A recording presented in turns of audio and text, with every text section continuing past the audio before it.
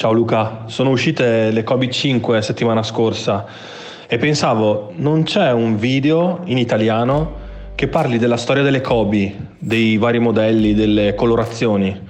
Cosa dici? Se ne facessimo uno noi?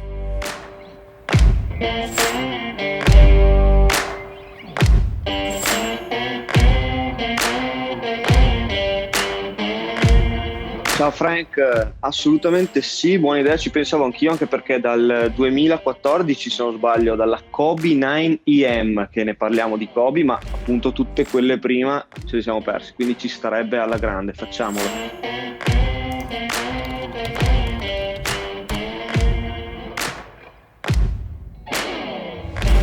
Ciao a tutti, sono Luca di Double Clutch e questa è la presentazione della scarpa Nike Kobe 9 Low EM.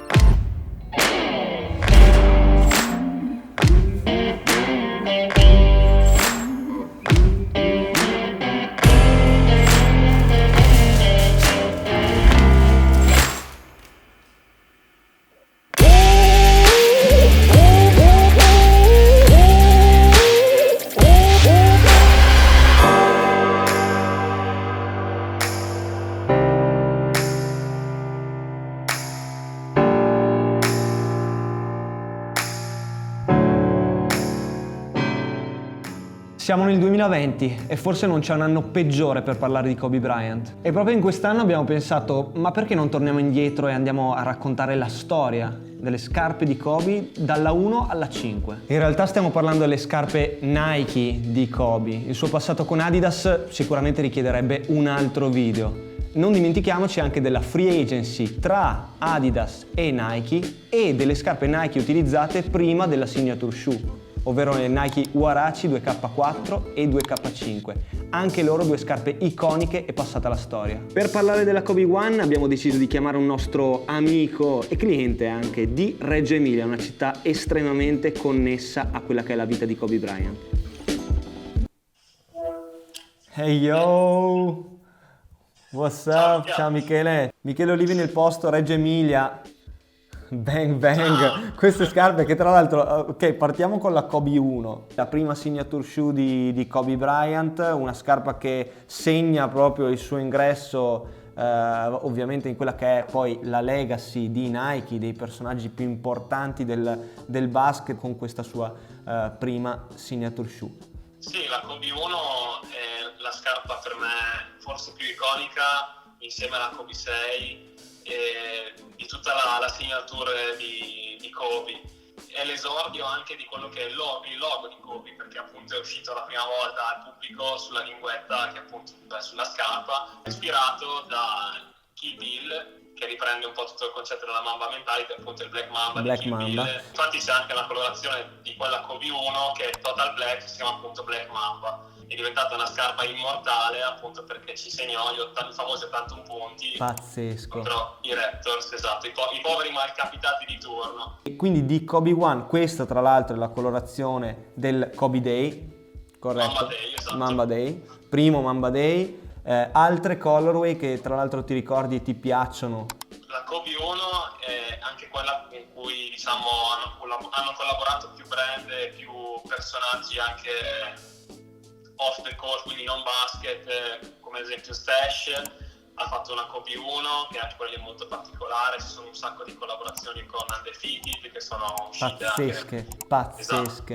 Esatto. Tra l'altro la Kobe One è stata la prima adesso a ritornare con il concetto di Pro, quindi performance retro. Infatti apprezzo molto questo concetto che ha sviluppato Nike, anche perché riflette un po' quella che è la Mamba Mentality, quindi un continuare sempre a migliorarsi. Ed è una cosa che si trova, secondo me, principalmente solo nella sua signature. Ha visto questa rivisitazione in stile Pro che comunque dà la possibilità a chi vuole giocarci di avere anche una sensazione migliore di quelle che erano le OG, che secondo me è un valore aggiunto. Mick, io direi che ti ringrazio per questa chiacchierata, ci vediamo al Noce.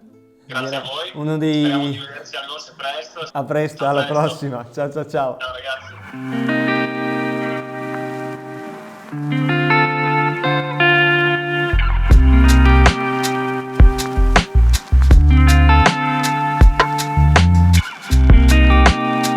La Kobe One è e rimane una scarpa iconica. È iconica anche la stagione 2005-2006, dove Kobe con 35 punti di media è il capocannoniere dell'NBA, eppure non vince il titolo di MVP. La Kobe One è anche la prima, come dicevamo con Michele, a ricevere il trattamento Protro, ma questo lo vedremo anche più avanti. E la Kobe One è proprio la scarpa che dà il via alla signature line di Kobe Bryant.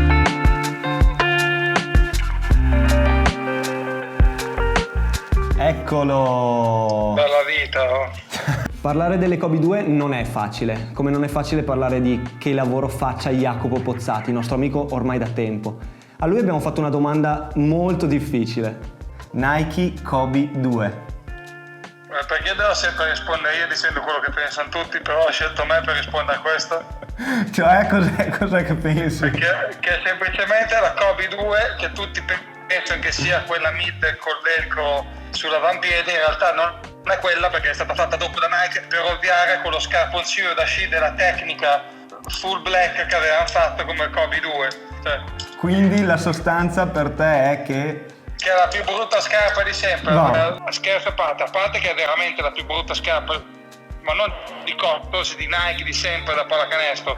Nike veniva da anni, non di schifezza, ma da anni in cui si era voluto prendere il mercato del calcio, quindi il basket l'aveva lasciato un po' perdere, aveva lasciato un po' al passo a End-One in quei 2 o 3 anni, e dopo è arrivato Kobe, ci ha messo tanto tempo a fare una cosa che voleva lui, ma veramente a Kobe 1, siccome parliamo di 2005-6. quindi stiamo parlando di un gioiello, poi non erano sicuri di chiamarla un Kobe 1 2005. e tutto, e dopo non so perché hanno dovuto tirare fuori a fretta e furia subito una signature di Kobe che sembrava uno scarponcino da trekking, ma neanche i primi ACG di 30 anni fa, sembrava proprio uno scarponcino della tecnica da sci monocolore, perché adesso i scarponcini sono belli colorati. Certo, la Kobe 2 è quella, il ripiego, comunque dai, quella ci piace, possiamo dirlo. No, ma su quella scarpa lì per me ci hanno preso molto spunto poi per le Durant future, per le Kyrie Irving, quelle cose lì, assolutamente. Esatto. Adesso io ho perso un po' il filone del modello, non giocando e non vendendo più pallacanestro, però lo vedo, e comunque come vedo anche che per me Nike ha avuto 10 anni di scarpe, una più bella dell'altra, adesso perché ha dovuto prendersi anche la fascia di mercato dai 100 ai 120 euro, e per me non sta facendo un lavoro incredibile come potrebbe fare, pur avendo qualsiasi mezzo a disposizione, ecco. Certo, hai avuto anche il Prelude Pack, te lo ricordi? No, guarda, ti dico, sì, assolutamente sì, me l'hai ricordato te, ma assolutamente sì. Dopo ci ho pensato e Quello tanta roba. qualsiasi cosa. Altro pack pazzesco di cui voglio parlare è il pack Fade to Black, non so se te lo ricordi anche quello. Ti faccio vedere questa.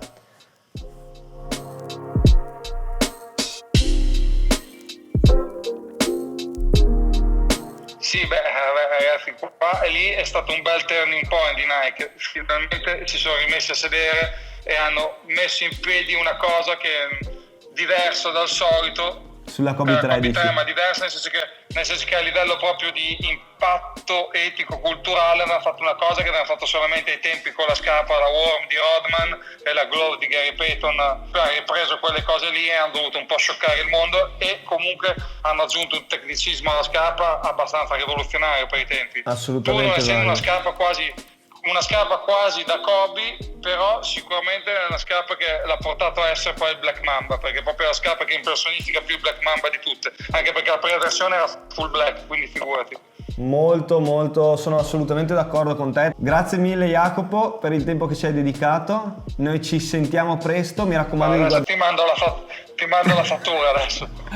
Ci sentiamo e mi raccomando di guardare il video e farci sapere cosa ne pensi. Certo. Dai, Fatti grazie bravi. Jacopo.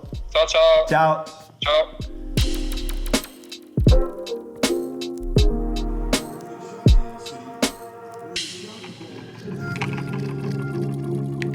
La Kobe 3 è una delle scarpe più belle sicuramente della signature line di Kobe Bryant, e purtroppo non abbiamo ancora avuto la possibilità di riaverla con il trattamento Protro. È un vero peccato perché sono state fatte delle colorazioni veramente bellissime. Come ha detto Jacopo, è una delle scarpe che più impersonifica la Mamba mentality, anche grazie a proprio il concetto che ha introdotto Eric Carver. Sono state fatte delle colorazioni davvero fantastiche, tipo la Minneapolis Lakers o la Lower Merion Aces o anche la All-Star Game del 2008, davvero pazzesche.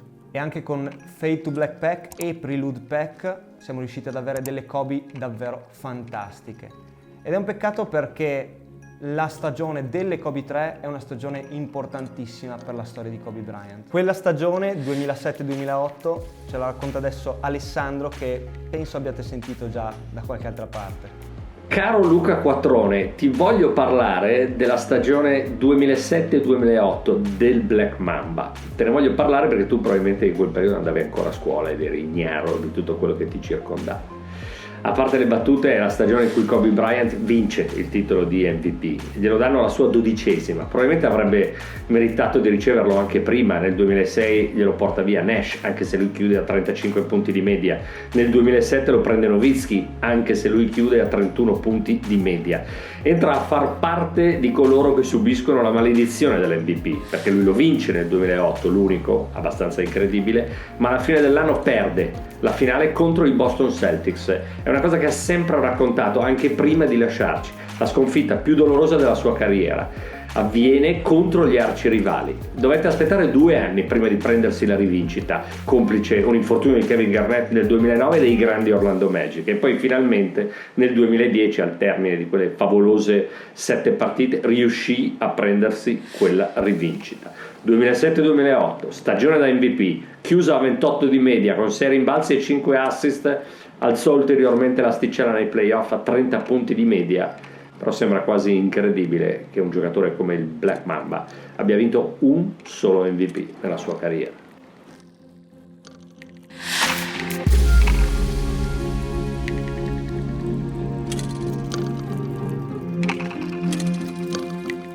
Ehi Siri, chiama Ste Gentile usando FaceTime. Chiamo Ste Gentile con FaceTime. Ma le scarpe di Kobe non sono solo scarpe da collezionare, non sono icone da tenere in bacheca, soprattutto nella versione Protro, le scarpe di Kobe sono scarpe performance, quindi scarpe che dobbiamo vedere ai piedi dei giocatori. Eccoci qua. Ciao, Eccoci. Ste. Ciao, ci siamo. Come stai? Tutto bene, un po' assonnato. È davvero un botto che non ci sentiamo, non ci vediamo. Ma oggi siamo qua per parlare di scarpe di Kobe Bryant. Ma prima parlami del tuo rapporto personale da giocatore con la scarpa da basket. La scarpa da basket per noi giocatori è l'unica cosa in realtà che ci fa un po' esprimere, quindi come diceva il vecchio Allen Iverson, if you look good you play good, cioè se tu ti senti figo, giochi da figo, è una cosa che effettivamente ha un riscontro. Tra l'altro dalla prima scarpa di Kobe in generale fino ad arrivare a quella di cui parliamo adesso, ovvero la 4, colorazione. Sono le mie Ultima. quelle. Colorazione Grazie. No, questa in realtà è una taglia troppo grande. Finita la registrazione me li spedisci, ho capito, grazie. Questa Troppo tra gentile. l'altro ed è una delle più leggere ed è una di quelle con cui hai avuto più un rapporto positivo per loro. Assolutamente. Mi ricordo la Draft Day, Draft Day, Carpe Diem Sì. e tutte e due le Carpe Diem, Le cioè del sia quella Sol. versione nera che quella bianca. Le del Sol mi sa che erano le altre. Sì, del Sol, che però comunque c'è scritto sopra Carpe Diem. Esatto. Il tuo rapporto con le scarpe di Kobe Bryant in generale e magari con la 4, visto che appunto è quella che hai sfoggiato di più. Il mio rapporto con le scarpe di Kobe è cominciato l'estate, mi ricordo eravamo con la nazionale under 18 forse, o under 20. E all'epoca la nazionale era sponsorizzata Nike, quindi ogni tanto ci davano le cosine fighe. All'epoca arrivarono queste scarpe ed Kobe aveva fatto le 4, che in realtà erano le prime scarpe basse. Ed erano arrivate queste Kobe, queste basse, che in questo momento non ricordo il nome, che non le hanno rilasciate di nuovo, sono quelle completamente bianche e viola, un pochino di viola, un pochino di nero. Sono esattamente così. Ok. Ed erano praticamente tutta la squadra aveva quelle scarpe lì, perché innanzitutto erano le più fighe, Kobe era il più figo al momento e con i nostri completini era perfetto. È assurdo pensarci, cioè tu che l'hai vissuta sta cosa del cambio dalle scarpe alte alla scarpa bassa, per noi adesso la scarpa da basket è bassa, è assurdo. Assolutamente, ma ti dirò di più, la scarpa è diventato un aspetto sempre più importante secondo me della performance, perché l'unica cosa che tocca terra del corpo umano nel momento in cui stai facendo uno sport come il basket è il piede. e quindi deve fare in modo che il piede funzioni bene. Se il piede non funziona bene, qualcos'altro nella catena cinetica non funziona bene, quindi magari il ginocchio, l'anca, la schiena. Il fatto di lasciare molto libero il piede è una cosa che negli ultimi anni, soprattutto con l'introduzione di scarpe basse, di scarpe sempre più sottili, con meno cushion generico, quindi totale intorno, fa in modo che comunque il piede si articoli nella maniera giusta e da giocatore senti la differenza. E onestamente io non riuscirei più a mettere delle scarpe alte. Bomba Ste, davvero sei stato fantastico, è stato bellissimo sentire i tuoi aneddoti. Figurati, ci sentiamo grazie a te. e ci vediamo presto, speriamo. Ciao boss. Dai, alla prossima.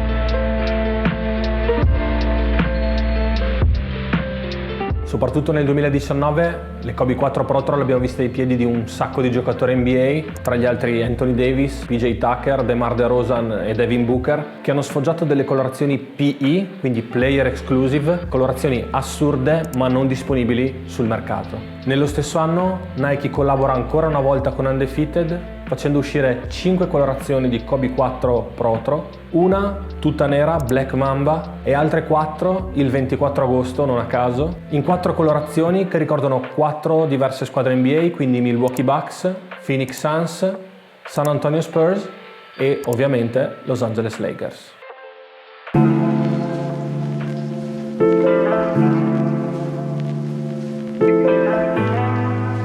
Siamo arrivati alla quinta silhouette, la quinta signature shoe di Kobe Bryant. La scarpa da cui è partita in realtà l'idea di questo video. Una scarpa che nel 2020 è diventata davvero importantissima. Tutti la vogliono, tutti l'hanno desiderata, alcuni sono riusciti ad averla in colorway più facili da reperire come questa, la 5 Rings o la 5 per Champ, la Lakers, rilasciata in colorway anche più difficili invece come per esempio la Player Exclusive di PJ Tucker, rilasciata solo su Sneakers Up, solo negli States, o anche dei pack pazzeschi come quello con il brand Undefeated, che ormai ha un legame indissolubile con la signature line di Kobe Bryant. Kobe e Los Angeles, un legame forte, sincero e profondo. È proprio di questo che vogliamo parlare con Manu. Eccolo! Grande Manu! Ciao! Ti chiederei di metterti orizzontale. Sembra una roba sexy quasi. Esatto. Manu, voglio ricordare uno dei veronesi all crazy all'estero. In questo momento dove sei? Los Angeles. LA. Veramente hai un impegno importantissimo in questo video, in questa nostra call, perché dobbiamo parlare dell'ultima sneaker, l'ultima della serie di questo video, della Kobe 5. La signature shoe di Kobe Bryant del 2020, di questo 2020 veramente difficilissimo, un anno assurdo, anno in cui Kobe viene a mancare e noi l'abbiamo vissuta tutti malissimo ovviamente, ma la città di LA come l'ha vissuta? Ma è stato tutto molto strano perché era una cosa che proprio non ti aspettavi, cioè in un momento in cui lui stava facendo questa transizione da questo giocatore che comunque era molto temuto, anche se rispettato, a questa figura del padre buono che era sempre con la figlia, che la seguiva, che comunque poi andava anche alle partite dei Lakers a bordo campo supportando i vari Anthony Davis e LeBron, e quindi stava cambiando in questa figura che era amata nonostante il fatto non fosse più sul campo. Non ti aspettavi sicuramente una cosa del genere. Quando è accaduto io ho iniziato a ricevere alcuni messaggi e non ci credevo, che la città ne ha risentito. C'era una nuvola di tristezza che comunque è rimasta sulla città per mesi. Come avete visto poi anche in Italia la passione è stata forte, ci sono stati un sacco di artwork e murales che sono stati messi su in giro per la città, manifestazioni, dimostrazioni, e di conseguenza l'amore per Kobe c'è. Sta di fatto che adesso io non sono un fan di LeBron numero uno, anzi, però è abbastanza importante il fatto che nel momento stesso in cui i Lakers hanno vinto il titolo, a Downtown LA dalle finestre si urlava Kobe, Kobe, Kobe. Te che hai gestito dei progetti per Nike, hai lavorato per altri brand, hai lavorato anche su progetti locali su LA e soprattutto con Kobe per i Lakers. No, è giusto. Io ero a Portland e ricevetti questa opportunità di gente che lavorava all'agenzia dove lavoravo io, che si era spostata a Los Angeles per aprire un'agenzia in proprio, e loro l'avevano proprio aperta con Kobe. Quindi Kobe era il fondatore e un partner dell'agenzia di comunicazione, agenzia di pubblicità. Quindi il mio primo colloquio fu proprio con lui, andammo fuori a cena e lo incontrai. Questa non la sapevo, questa non la sapevo per niente, sono abbastanza emozionato sinceramente, posso dirlo. Che figata assurda, sono emozionato per te proprio. Ottobre 2010 e lui aveva appena vinto il 5º titolo. Cazzo, perfetto! Anno dell'ultimo titolo di Kobe, di questa scarpa, proprio la stagione del 2009-2010 contro i Boston Celtics, gara 7, una gara comunque non incredibile, comunque hanno anche MVP se non sbaglio di Kobe, anche perché è riportato qua dentro, quindi di sicuro anche se non me li ricordo i numeri di MVP che ha vinto. Però sì, lui è un tranquillo, molto driven, cioè molto inquadrato, focalizzato, certo. Sì, cioè lui aveva, ma poi l'hai visto nella sua carriera, lui aveva i suoi obiettivi, aveva le sue visioni, quello che certo. Lui voleva fare è continuare a imparare. Che poi adesso se vogliamo fare una transizione sul discorso scarpe, torniamo lì. La mentalità di continuare a dire ma perché non facciamo una cosa diversamente, o ma perché devo farla così, vorrei farla così, o comunque proviamo a cambiare, proviamo a fare cose diverse, proviamo a spingere, proviamo a evolvere, certo. Era una cosa che poi lui aveva spinto anche nella sua linea con i designer appunto poi a Nike, e senza la 4 non ci sarebbe stato il mondo di scarpa low cut, che poi è la Kobe, che poi è la Damian Lillard, che poi è la Harden. Con la 4 lui cambiò tutto, e poi la 5 mi regalarono la Chaos, quella che usò nella partita di Natale del 2009, che è proprio riuscita, mi sa che è la 2010. prima Kobe 5 Protro che è uscita a fine 2019. Rifece, e poi il Protro, il nome poi leggenda dice che lo inventò lui. Ci sono un sacco di retro che continuano a uscire, lui stava guardando la linea Jordan principalmente. Però cioè o sei un cretino o non puoi giocare a livello forte con una Jordan, non lo so, 7 per dirti, perché comunque è una scarpa pesante, cioè comparata con le scarpe che ci sono adesso. Certo. Di conseguenza la visione era: possiamo tenere l'inquadratura del modello e la linea del modello vecchio ma applicare la tecnologia o una tecnologia moderna il più possibile, e di conseguenza poi nacque il Protro. Comunque tanta roba, tornando a noi, questo è assolutamente, ma lo dicevamo anche prima, questo è assolutamente il concetto di Mamba Mentality riportato su qualsiasi cosa. Ci sentiamo, grazie mille, e mi raccomando di guardare il video e di supportare. Grazie mille, sai. A Ciao presto. ragazzi, grazie a voi. Ciao, bella. Siamo arrivati alla fine di questo nostro viaggio. Devo ammettere che durante le riprese di questo video mi sono emozionato più volte. È stato molto bello ripercorrere il percorso di Kobe e della signature line di Kobe Bryant fino alla 5, e soprattutto è stato anche molto bello chiacchierare con queste persone, che ringrazio ancora, provenienti da diversi posti, con diverse esperienze, ma con un grande filo conduttore unico, che è la passione per Kobe Bryant e le scarpe di Kobe. Come sempre vi chiedo di farci sapere se questo video vi è piaciuto, lasciandocelo scritto nei commenti, e magari, perché no, di darci qualche idea per il prossimo video. Grazie mille per il supporto e alla prossima!